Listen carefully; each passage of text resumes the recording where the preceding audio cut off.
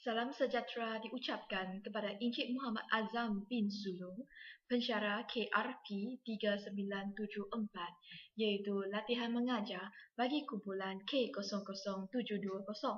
Saya Chin Yuk Wah, pelajar PJJ Pendidikan Muzik di Universiti Pendidikan Sultan Idris. Di sini, saya ingin membuat refleksi terhadap pengajaran inovasi yang telah divideokan tadi. Kehendak tugasan ini adalah perlu menyediakan pengajaran yang inovasi, di mana dalam pengajaran saya perlulah diselitkan unsur inovasi seperti penggunaan strategi yang baru dan kreatif, penggunaan smartboard, projektor LCD, penggunaan unsur yang telah didownloadkan pada internet dan berpusatkan pelajar.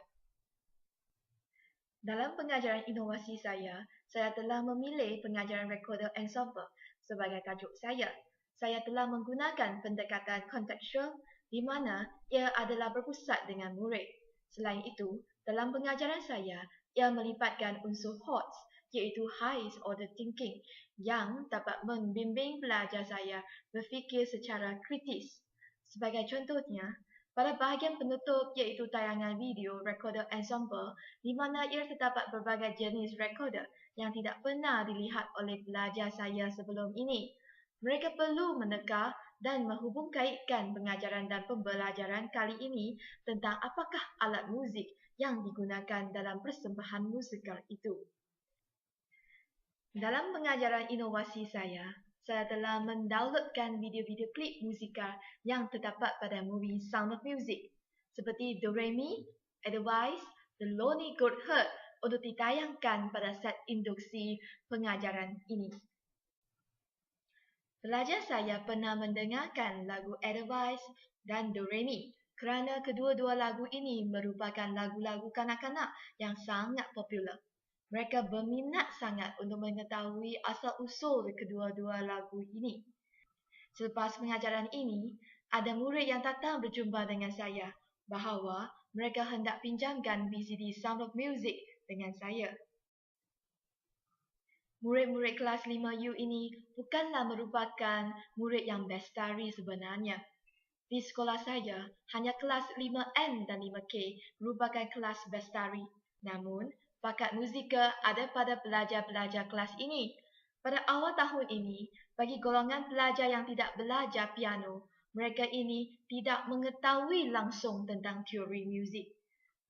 Mereka tidak dapat meniup recorder berpantukan skor yang diberi. Saya terpaksa mengajar dari permulaannya. Saya mengetahui bahawa bukan semua guru memasteri pengetahuan muzik.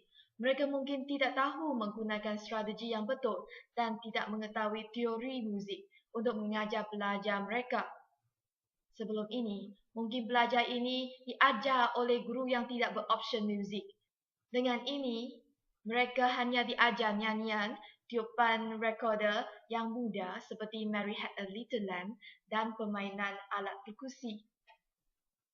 Dalam masa 4 bulan ini, pelajar saya ini telah didedahkan dengan teori muzik dan banyak praktikal muzik. Mereka boleh menyanyikan lagu berasaskan simbol muzik seperti forte, mezzoforte, piano, mezzopiano pada skor. Mereka telah mengetahui nilai-nilai not, mengenali nama-nama not dengan bantuan kata kunci saya. Mereka boleh meniup recorder berpantukan skor selepas beberapa cubaan.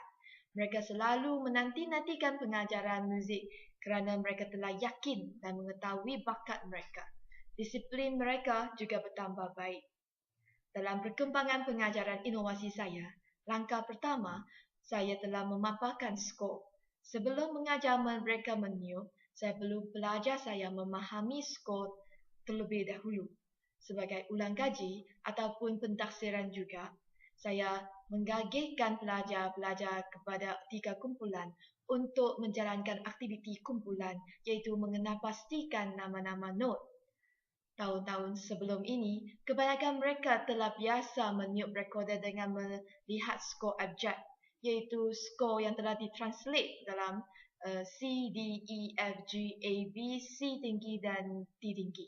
Dengan ini, aktiviti mengenali nama-nama not dapat membantu mereka semasa pengajaran recorder saya.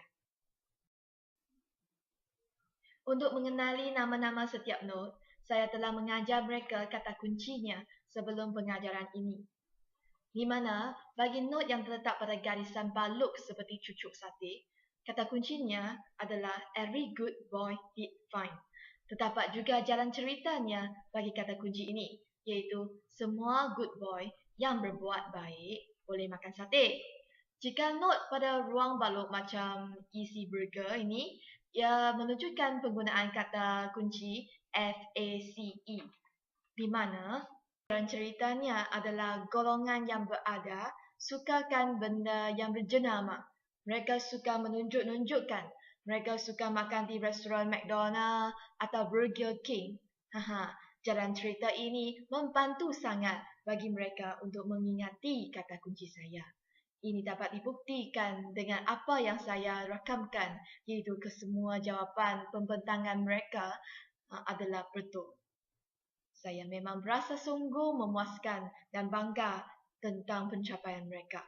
Saya berpendapat bahawa penggunaan strategi ini merupakan satu strategi yang inovasi dalam pengajaran saya. Selepas mengenali nama-nama not, ulang kaji cara peniupan tu dengan bantuan lidah dan cara penjarian akan saya berikan sebelum memulakan pengajaran peniupan recorder Edelweiss. Kemudiannya, saya akan mengajar bahagian A, iaitu melodi lagu dahulu, satu bar demi satu bar, dan seterusnya diikuti dengan bahagian B, counter melodinya. Saya akan membimbing dan menyuruh pelajar saya mengulangi latihan peniupan recorder jika terdengar ada bunyi yang tersumbang. Setelah mereka telah memasterikan peniupan recorder bahagian A dan B, barulah saya menggabungkan bahagian A dan B untuk membentuk sebuah persembahan recorder ensemble.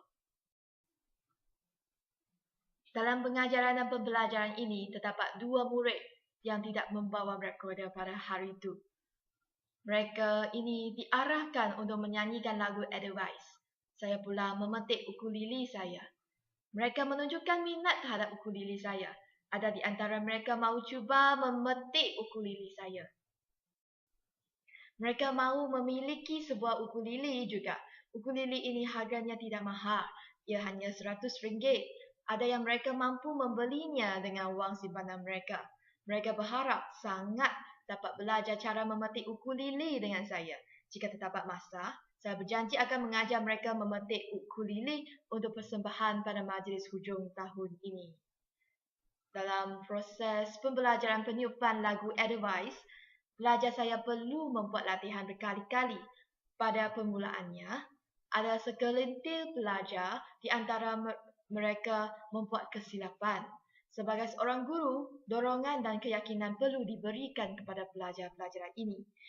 Guru tidak boleh membuat peneguhan yang negatif kepada mereka, sebaliknya memberi peluang mencuba beberapa kali untuk memasterikan pelajaran.